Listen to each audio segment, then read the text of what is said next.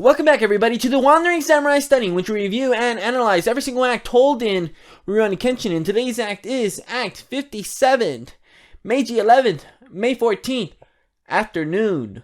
I just want to say that the opening title page for this act is so fitting for this chapter, for what it represents when we look at Kaoru and just how good she looks in this art piece of her.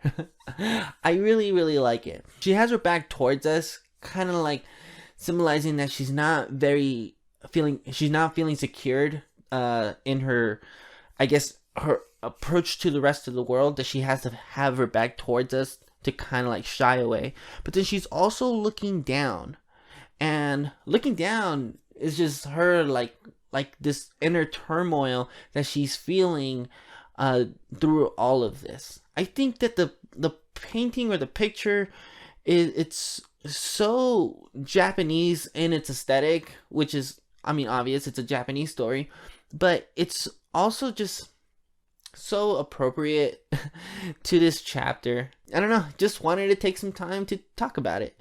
But let's get into the chapter summary review and we'll go from there. The news of Okubo's death makes its way around Tokyo as Kenshin meets with Saito, the police superintendent, and one other man to discuss the state of Japan now that Okubo is gone. In the evening, an emergency pulls Megumi and Sanosuke away while Yahiko sleeps. Kaoru sees the two off and is surprised by Kenshin's late arrival.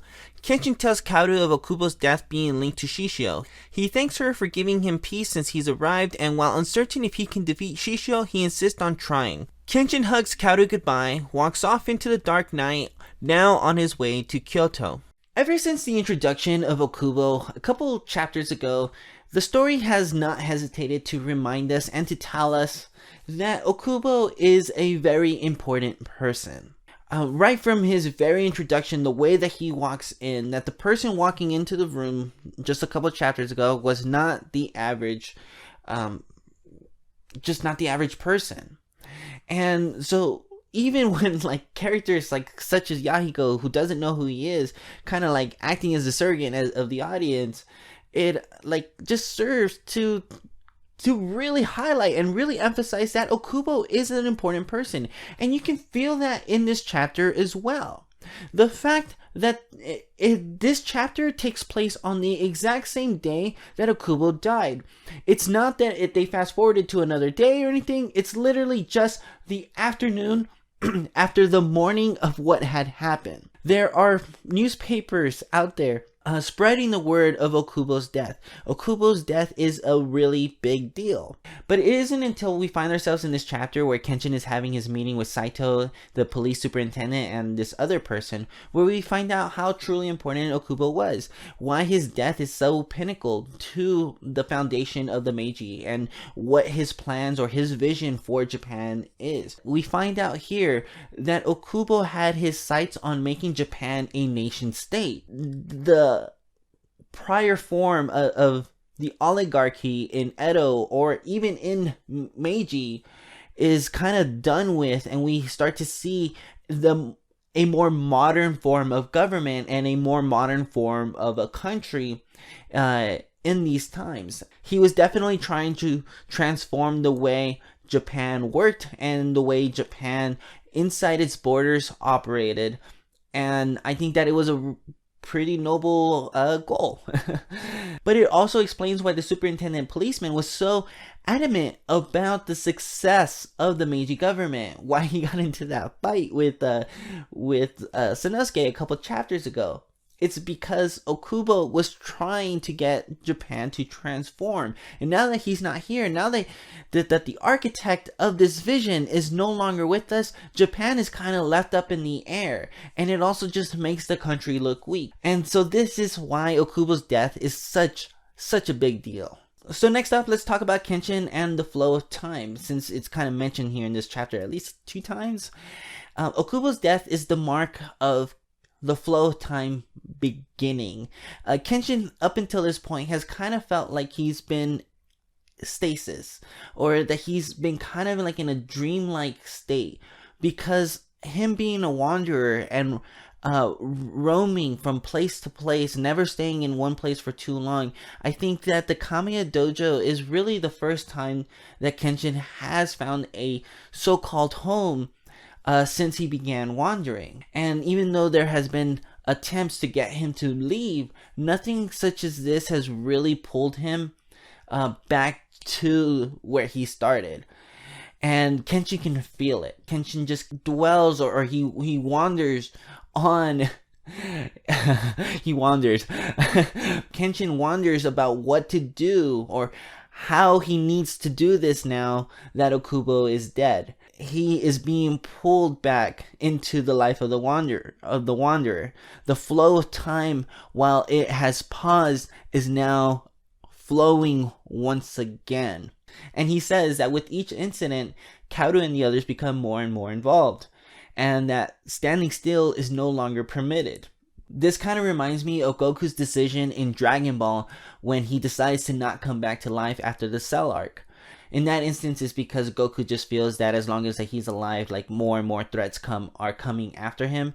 But in the case of Kenshin, it's because he holds the title of Batosai, that he is just a different type of swordsman, that it calls people towards him, whether he wants to or not, whether it's to save the world or to be dealt with. And because Kaoru is the catalyst of Kenshin being able to stand still, or the flow of time being able to stand still, he feels the most gratitude and the most love towards Kaoru. And I think that this is the reason why he chose to say goodbye to her, because all of this started with her.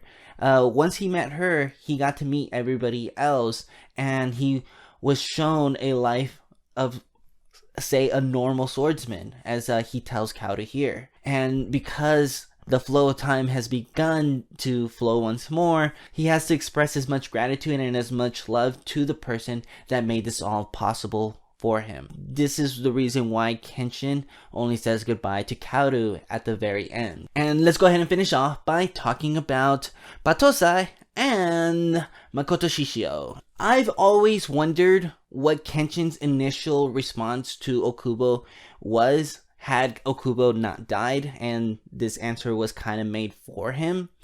Like, I always feel that Kenshin was always going to say yes in the first place. I think that Okubo's death kind of cemented that for him. That decision, or if there was any hesitation in him, Okubo's death solidified it. He knew that he could not ignore this. But because Kenshin leaves uncertain of how he's going to handle Shishio, he says that he kind of hopes that he might be able to talk to Shishio, but if the Batosai emerges, that he would I guess assassinate him, or defeat him. Defeat him is the words that are used in the chapter, but he says to assassinate him. And when Kenshin is having that discussion with Kaoru, he says that the very first time, the Jinei situation, Batosai only emerged because he was trying to save Kaoru. And because he heard Kaoru's voice, he was able to stop and return back to his normal self. But in the situation with Saito, Batosai emerged solely to defeat Saito. Kaoru's voice could not reach Kenshin in that instance. And that's why he's worried and he's uncertain of how he's going to defeat him.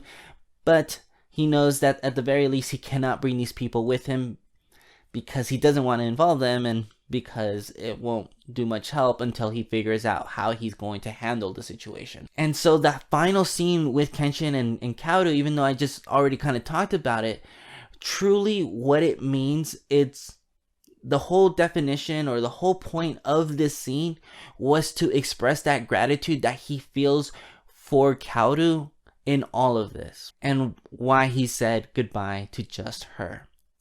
Because he doesn't know what he's going to do, but at the very least, he's thankful that he got to meet Kaoru. And that, ladies and gentlemen, is Act 57 of Rurouni Kenshin. If you like this video and you want to see more, then consider subscribing to the channel. Leave a thumbs up and comment down below something that you liked about this chapter. What did you guys think of Kenshin and Kaoru's goodbye scene? Tell me, what did you guys interpret out of it? Let me know what you guys thought of what was Kenshin's initial response. What do you guys think with that? What do you guys think that was? I always think it was gonna be a yes, but who knows? If you think that it might be no, let me know why you think that. I'm kind of curious. But for now, bye, chan. あら拙者は流浪にまた流れるでござる。さよなら。